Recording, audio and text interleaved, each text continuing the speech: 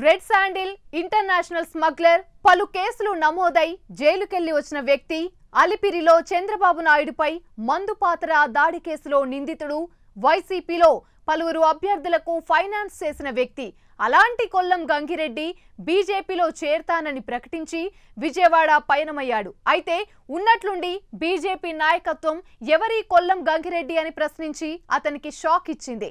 మొత్తం మీద గంగిరెడ్డి వైసీపీ నుంచి బీజేపీలో చేరడానికి చేసిన ప్రయత్నం విఫలమైంది. అసలింతకీ ఆ దిశగా అతనికి సహకరించిందెవరు, అడ్డం పడిందెవరు?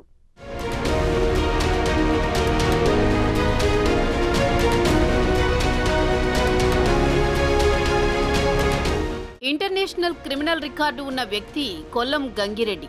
ఎర్రచంద్రం అక్రమ రవాణాకు సంబంధించి అతనిపై అనేక కేసులున్నాయి. శేషాచలం అడవుల్లో దొరికే అరుదైన ఎర్రచందనాన్ని అక్రమ రవాణా చేశాడనే అనేక కేసులతో పాటు 2003లో ముఖ్యమంత్రి చంద్రబాబు నాయుడుపై అలిపిరి వద్ద నక్సల్స్ మందుపాత్ర పేల్చిన కేసులో నక్సల్స్కు సహాయ సహకారాలు అందించాడన్న ఆరోపణలున్నాయి. ఇక 2014-19 ఎన్నికల్లో వైసీపీకి ఆర్థికంగా సహాయ సహకారాలు అందించాడని ప్రచారం కూడా ఉంది.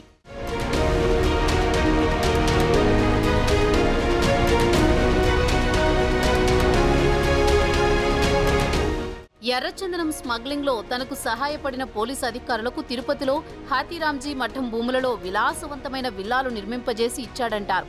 ఆర్థికంగా బలమైన నేపథ్యంగా ఉన్న గంగిరెడ్డిని 2014 నుంచి 2015 మధ్యకాలంలో కూటమి ప్రభుత్వం హయాంలో ఏపీ పోలీసులు లుకౌట్ నోటీసులు జారీ చేసి ఇంటర్పోల్ సాయంతో మారిషస్ నుంచి తీసుకురావడం అప్పట్లో పెద్ద చర్చనీయాంశంగా మారింది. అప్పట్లో నకిలీ పాస్పోర్ట్తో విదేశాలకు వెళ్లాడని కూడా కేసు నమోదైంది. ఇలాంటి గంగిరెడ్డి సొంత నియోజకవర్గం అన్నమయ్య జిల్లా రైల్వే కోడూరు.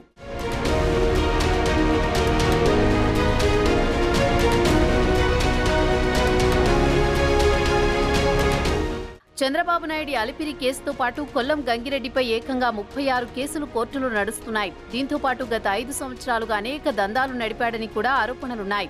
ఇటీవల అతను రైల్వే కోడూరులో థియేటర్ కొనుగోలు వివాదంలో చిక్కుకున్నాడు. దీంతో స్థానిక పోలీసులు అతన్ని అదుపులోకి తీసుకుని నోటీసు ఇచ్చి విడుదల చేశారు. అరెస్టు సందర్భంగా అతని అనుచరులు గొడవ చేయడంతో ఎస్పీ విద్యాసాగర్ నాయుడు సీరియస్ అయ్యి ఏకంగా మదనపల్లికి పిలిపించి రాత్రంతా కౌన్సిలింగ్ ఇచ్చారు.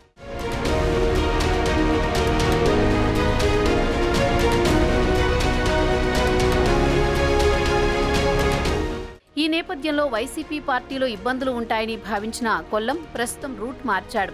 అతనికి ప్రస్తుతం రైల్వే కోడూరు టీడీపీ ఇన్ఛార్జితో సత్సంబంధాలు లేవు. అదే సమయంలో జనసేనలో చేరడానికి కూడా దారులు లేవు. దాంతో బీజేపీలో చేరడానికి నిర్ణయించుకున్నాడు. అందులో భాగంగా ఆయన ఏకంగా విశాఖపట్నంలోని ఓ బీజేపీ నాయకుడి సాయంతో బెంగళూరులో ఉన్న బీజేపీ పెద్దలతో చర్చలు జరిపాడు. వారు అన్నమయ్య జిల్లా ఇన్ఛార్జితో మాట్లాడారట. ఆయన స్థానిక నాయకులతో మాట్లాడితే వారు పార్టీ ఏమి చెప్పినా ఓకే, కానీ తాము మాత్రం అలాంటి నేర చరిత్ర ఉన్నవాడితో కలిసి పనిచేయమని తెగేసి చెప్పారట.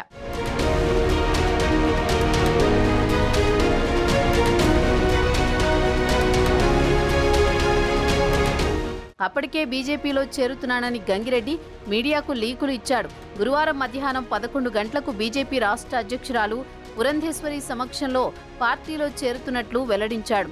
అయితే గత 3 రోజులుగా గంగిరెడ్డి పార్టీలో చేరికను వ్యతిరేకిస్తున్న వారంతా సంఘ్ పరివార్కు గంగిరెడ్డిపై ఉన్న కేసుల వివరాలతో పాటు జగన్మోహన్ రెడ్డితో ఉన్న సన్నిహిత సంబంధాల గురించి నివేదిక పంపారట. దాంతో సంఘ్ పరివార్ అతన్ని పార్టీలో చేర్చుకోవద్దని ఆదేశాలు జారీ చేసిందట.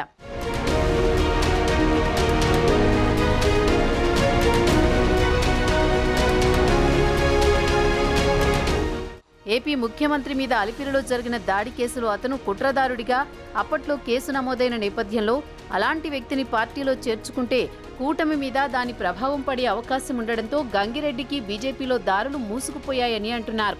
గంగిరెడ్డి చేరికపై మీడియా పురంధేశ్వరిని ప్రశ్నిస్తే ఎవరు గంగిరెడ్డిని ఎదురు ప్రశ్నించారు. మొత్తం మీద అధికార కూటమిలో చేరి ప్రశాంతంగా దందాలు చేసుకుందామనుకున్న గంగిరెడ్డికి అలా చెక్ పడింది.